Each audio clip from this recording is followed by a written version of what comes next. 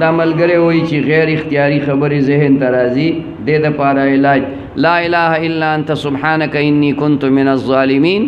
دا هر مانځه پسې سړی 11 پیرې وایي او یا که غلط سوچونه راځي غلط فکرونه راځي د ګناه نو بیا اعوذ بالله من الشیطان الرجیم لا حول ولا قوة الا بالله العلی العظیم دا هر مانځه پسې د 11 نواله 21 پیرو پورې وایي انشاءالله چې بیا به غلط سوچونه فکرونه دا خبرې ذهن ته انشاءالله دا ملګری ویلی دي چې زما ورور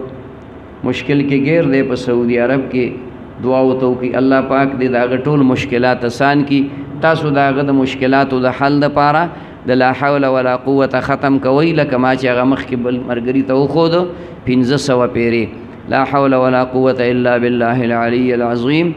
او مخکې وروستو تې سلسل پیرې درود شریف غواړئ د الله نه هغه ته م ووایه وایه دا لا حول ولا قوة وایه خدای پاک به دې په دې سره مشکل